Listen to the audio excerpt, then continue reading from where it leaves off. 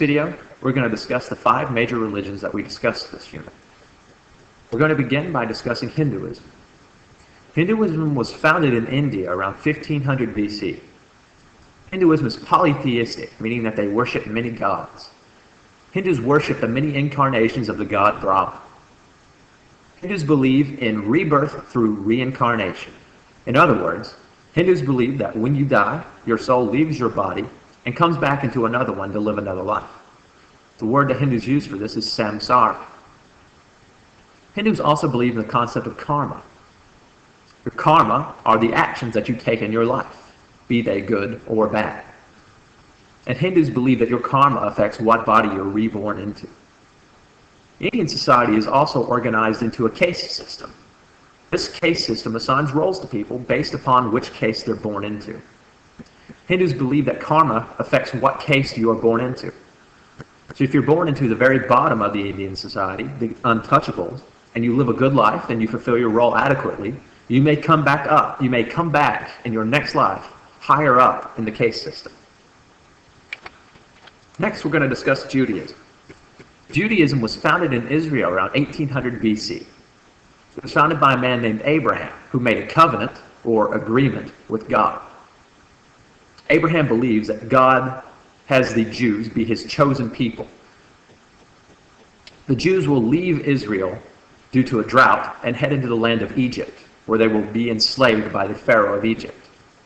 The Jews will escape this enslavement and be led out of Egypt by a man named Moses in an event known as the Exodus. They will wander in the desert for 40 years and eventually come back into the land of Canaan. And it's here that the kingdom of Israel was founded. The important leaders, the kings of Israel that we talked about in class were King Saul, King David, and King Solomon. The holy book of Judaism is known as the Torah, which in Christianity are the first 5 books of the Old Testament. And they also have a holy book named the Talmud.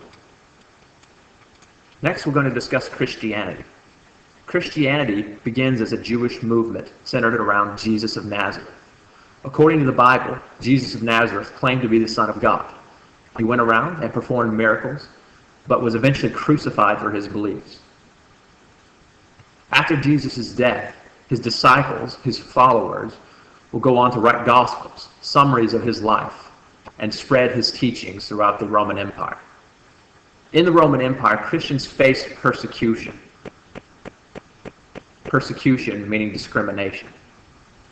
They will face persecution until Constantine will convert to Christianity. He will end the persecution of the Christians, and eventually Christianity will become the official religion of the Roman Empire.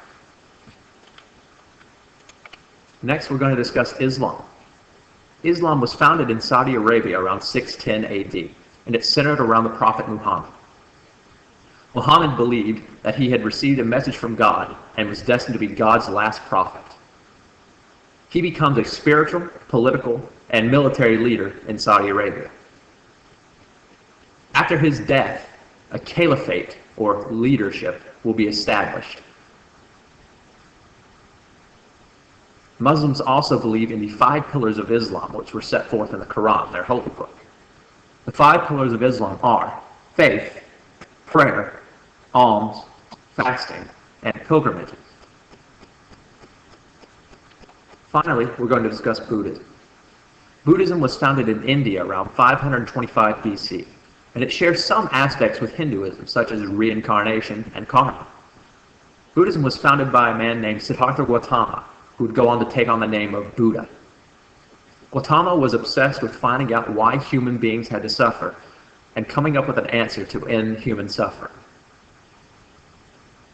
The Buddha attained enlightenment, or what is known in Buddhism as nirvana. He came up with an answer as to why humans suffer, known as the 4 Noble Truths. The 4 Noble Truths are as follows.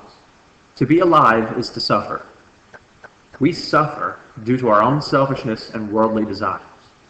By eliminating our desires, we can achieve enlightenment, or nirvana. And enlightenment, or nirvana, provides a way to escape the cycle of life, death, and rebirth. And Buddha believed that you could escape this cycle by following the Eightfold Path.